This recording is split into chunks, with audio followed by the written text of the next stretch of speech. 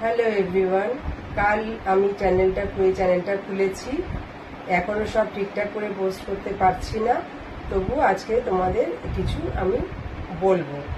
তো আমি weight loss journey শুরু করি গত বছর এপ্রিল মাসে, এবং অক্টোবর মাসের মধ্যে আমি 30 কেজি ওজন কমাই। এই পিরিয়ডটায়, ওয়েট লস জার্নির এই পিরিয়ডটায় আমি ইন্টারমিটেন্ট ফাস্টিং করি। লাস্টে যখন সলিড ফ্যাট কমছিল না, তখন আমাকে অ্যাকোয়া ফিজিও করতে হয়, একটা জাপানিজ পদ্ধতি ওটা। আস্তে আস্তে সেগুলো সবই তোমাদের সাথে শেয়ার করব।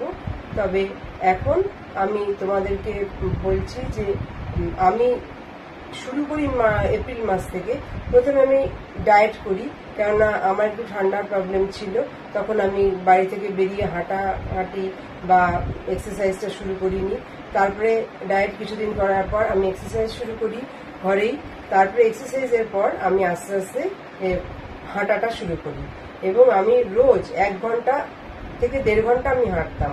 প্রথম আমি হাঁটতে পারতাম না, কারণ আমার ওয়েট অনেক ছিল, 87-88 কেজি ওজন ছিল।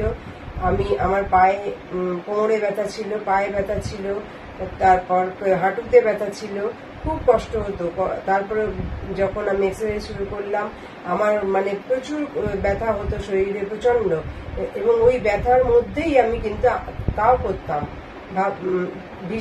বিষক্ষয় এই ভেবে আমি কিন্তু চালিয়ে গেছি আমার ওয়েট লস জার্নিটা।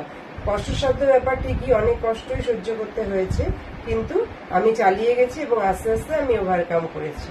এবং আমাকে সবাই বলেছিল যে এটা সম্ভব নয়, এটা একেবারেই সম্ভব নয়, কিন্তু আমি নিজেকে নিজে ব্লেসিংস দিয়েছিলাম যে আমি এটা পারবো।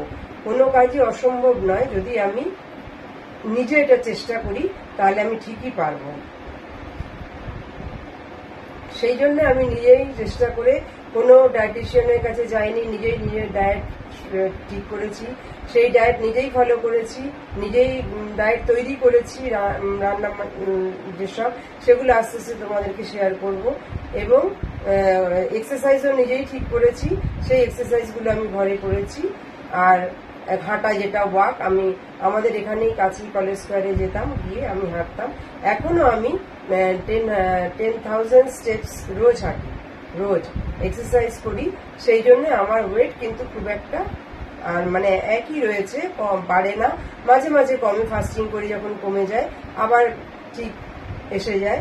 তো 87 থেকে আমি 87-88 থেকে আমি 57 এসেছি, আমি 87 ধরছি, 87 থেকে 57 আমি এসেছি, 30 কেজি কমিয়েছি। তো এইভাবেই আমার ওয়েট লস জার্নিটা আমি শুরু করেছিলাম, এবং আস্তে আস্তে আমি অক্টোবর মাসে সেটা মাস অব্দি সেটা জারি রেখেছি। তারপরে আস্তে আস্তে এটা তো, এই জার্নিটা তো, এরপরে আমি যে ফুড হ্যাবিটটা খারাপ, খাবারগুলো খাই না, এরকম ভাজা টাজা এইসবগুলো খাই না। আস্তে মোটামুটি তাও আমি সবকিছুই খাই, কিন্তু ভাজা আনহেলদি ফুডগুলো আমি আর খাই না।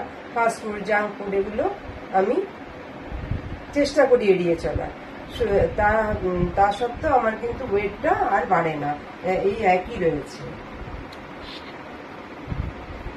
সেগুলো সবই তোমাদের সাথে আমি শেয়ার করবো।